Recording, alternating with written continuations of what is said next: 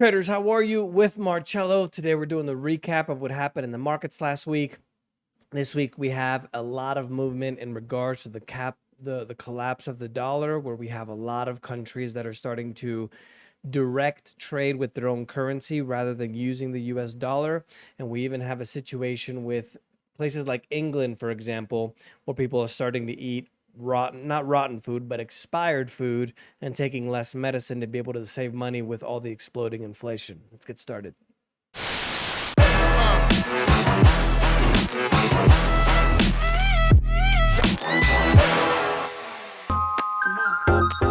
The Fed's preferred inflation report did show cooler than expected increase in prices, which is a good thing. But we do have other countries like Germany and England that are still seeing quite an explosion in the cost of things when it comes to inflation. Overall, the markets in the US super positive, all over 3%. Canada was just under 3%. Markets in the Euro area mostly positive as well. Those went up 3, 4, 5%. Latin America mostly positive, with the Merval hitting over 12%. In the Middle East and Africa, mostly positive as well. Egypt was over 5, being the biggest positive of all. And then looking at the numbers here, when it comes to Asia and Australia, most were positive, between 2-3% as well. So good news for the week. It looks like the banking crisis is officially over now that First Republic Bank, or Citizens Bank, excuse me, I'll give you the name here in a second, officially accepted to take on the Silicon Valley Bank assets. I'll give you the details of that in just a moment. Before we do that, Bitcoin and other crypto news. U.S. federal judge temporarily stopped the sale of the bankrupt Voyager Digital that was going to be sold to Binance for $1.3 billion. They said that it's going to allow them more time to pursue an appeal to the legality of the deal.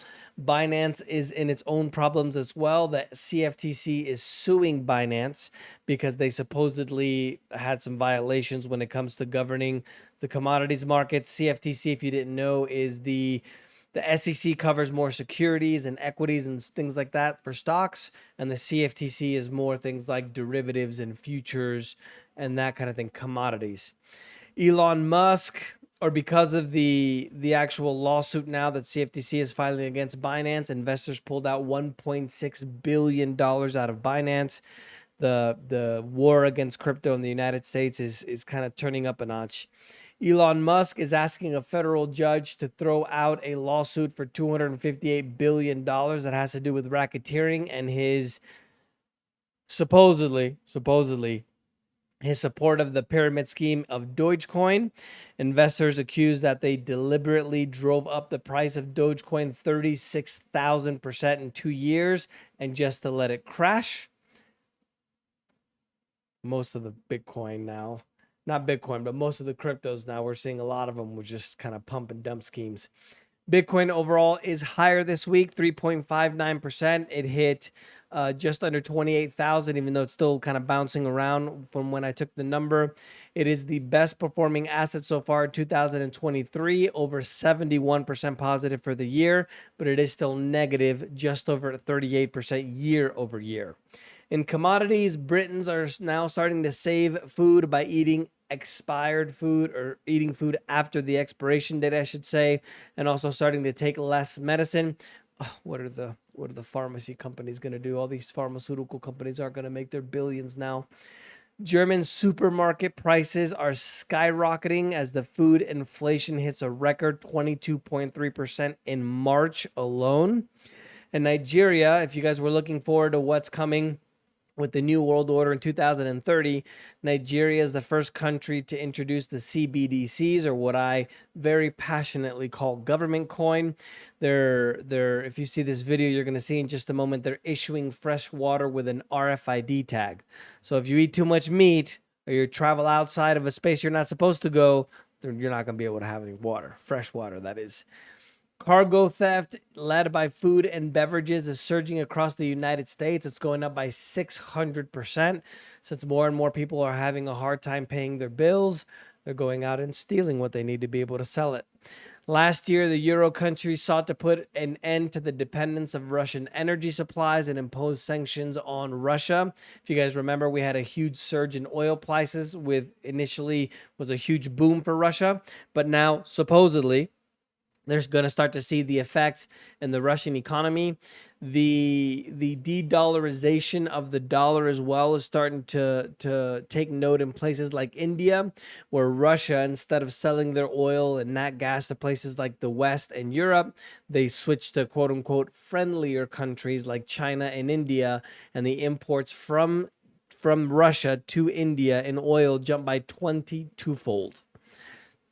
The energy revenue accounted for 42% of Russia's federal budget in 2022. And supposedly now, according to the West, especially the Western media, and supposedly now they're going to start seeing a decrease in those revenues.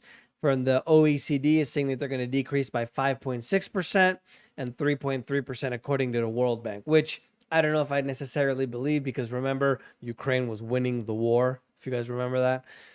Oil prices have fallen for the 5th consecutive month. U.S. crude went up by over 9% to 75.67. Brent went up by over 6.5% to 79.89. Gold went down by 0.43% to 1970. And silver is up over 4% to 24.31. Now that we have this expectation that they may not be increasing the interest rates as much or at all in the second part of 2023, we're starting to get a lot of movement there in the oil and silver markets. Finance and banking news. The German consumer prices are rising by more than anticipated in February. They went up by 9.3%, with a lot of the inflation in the euro area as a whole exceeding the average of what they were expecting in the previous months. First Citizens Bank was the bank that I was telling you guys that officially bought the assets of Silicon Valley Bank. Remember that Silicon Valley was the largest bank failure since 2008 and the second largest overall in the history of the United States.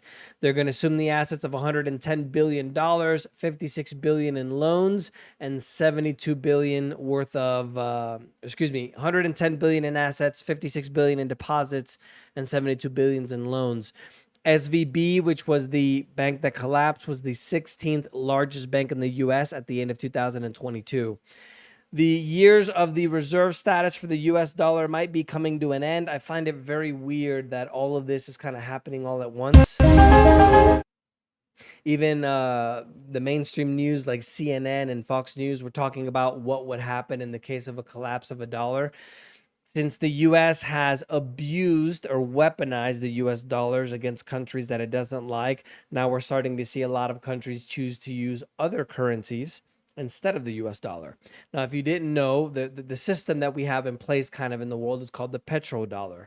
The reason why is because there was an agreement between Saudi Arabia and the United States, which kind of created a culture that basically you just needed dollars for everything, because Saudi Arabia only sold their oil in dollars, which is starting to change as well. So everybody before, what they did is they went out and they bought dollars to be able to go ahead and buy the oil and then other things, mostly commodities, in the open market. Now we have a situation where we have Brics countries, for example, that are talking about launching their own currency. And now we have a lot of countries that are doing bilateral trade in their own currencies rather than the US dollar. So what's going to happen? There's going to be less of a demand for the dollar overseas. A lot of those dollars are going to come back home to the U.S. And if you didn't know, there's actually a lot more dollars outside of the U.S. than in the U.S. So as those dollars start coming back home, what happens when you have a lot of something? The product value goes down. That in terms of a currency means inflation, because the value of the dollar is going to go down. And eventually we're going to hit the hyperinflation, which is what Venezuela and places like Argentina have.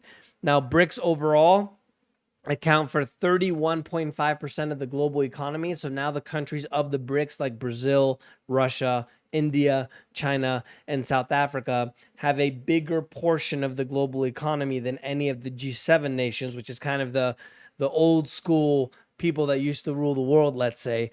They only have 30%, the G7, compared to 31.5% for the Brics. And it's expected with the enlargement of the Brics nations, they're going to start adding more countries. They're going to account for 50% of the global GDP by 2030. So, changing of the guard. France, which is part of the G7 and supposedly a friend of the United States, even bought 65,000 tons of natural gas from China in yuan, not in euros, not in dollars, but in yuan. Now, as people want to get rid of the US dollar as well, keep in mind that 40% of the stocks owned in the United States are owned by foreigners. 1/3 of corporate bonds, right? Companies, these corporations that issue debt, 1/3 of corporate bonds are issued by foreigners, or owned by foreigners, I should say. And 1/3 of the government bonds are owned by foreigners as well, which is about $8 trillion. So if all of a sudden people don't want dollars anymore and they start selling everything, imagine 40% of the people in the stock market selling their stocks because they don't want dollars, or companies that issue dollars. Big problem. U.S. consumer spending rose moderately in February at 0.2%. Following the largest increase in nearly 2 years in January. Political news: Israeli Prime Minister Netanyahu fired his defense minister Gallant, triggering mass protests as Gallant kind of broke with the, let's call it kind of the government, let's call it, in Israel. And he talked about how if they do overhaul the judicial system, it's going to be an immediate and tangible threat of security of the state. So there's mass protests because the government fired him because he spoke out against the government, basically. Because remember, the government is never on your side. Donald Trump has been indicted by the Manhattan grand jury after a controversial probe into the supposed hush money for the porn star Stormy Daniels. He is now becoming the first former U.S. president to face criminal charges. And remember, I always do these videos, try to do apolitically, whether you're on the right or on the left. I just report the news, give you my reaction. So that's what happened. Don't be too crazy there in the comments. Strikes started in Germany over the exploding inflation. If you guys remember, there were some pretty serious riots and protests in France as well. I literally just saw in the news that they set the tax department on fire in France. And the protests in Germany were the biggest walkout in decades, affecting mass transit and airports as well. In corporate news, Intel went up by over 7% as the company had a new investor event focused on the data center business, as well as the chip-related announcements. H&M, which is the big clothing chain, went up by over 16% after the operating profit went up in quarter one. Surprisingly, they've been doing a lot of cost cutting, which has helped a lot so far. You can see it in the numbers since they had that profit in the quarter one. Shares of Tesla rose over 6% in the conference call that they had about their quarter four earnings, not earnings, but earnings. They talked about how their production, the demand was still 2 times the rate of the production that they had, which means that they're going to continue to have good numbers here on out. And Alibaba, which is the technological giant out of China, is going to go through its biggest restructuring in the last 24-year history. They're splitting into 6 different units and exploring fundraising and listings for most of them, now that the Chinese government is supporting private industry instead of their crackdowns that they had for the regulatories starting in late 2020. In trade news, South Korea, which is 4th largest economy in Asia, saw a fall in their March year-over-year export numbers. That's significant because South Korea is one of the largest exporters in the world. So if their exports are going down, it means that the economy isn't doing as well because people aren't buying their stuff. 4 artificial intelligence experts expressed concern after their work was cited in an open letter co-signed by Elon Musk, demanding that they pause their research. They want to have a 6-month pause to be able to find out what's going on. So the robots don't kill us, obviously. And the Chinese search giant Baidu, which is the Google of China, launched their own AI as well called the Ernie-bot. They were going to have an open public event, which they decided to do privately because they had so many companies that wanted to test out the Ernie-bot. In international events, Turkey's parliament approved a bill on Thursday to accept Finland to join NATO, which is not going to be good for how Russia feels about that because they're right on the border. And Tunisia is cutting off the water for 7 hours a night due to the worst drought that they've had for the 4th year in a row now. The agricultural minister is saying that they're setting up a quota system for potable water, in addition to banning the use of agricultural water until September 3rd. In unusual facts this week, according to scientists at a brain lab in the Australian National University, more magnesium in the diet can lead to better health. Right now, dementia is the second leading cause of death in Australia, the 7th leading cause of death in the world. And they're saying that magnesium-rich foods like spinach and nuts can help reduce the risk of dementia. And an amateur gold digger in Australia found a $160,000 rock that had a lot of gold in it. It had over 10 pounds or almost 5 kilos of rock, called the Lucky Strike Nugget. That's the news for this week, guys. Let me know if you guys have any questions. Don't forget to subscribe. And don't forget, the preppers were right.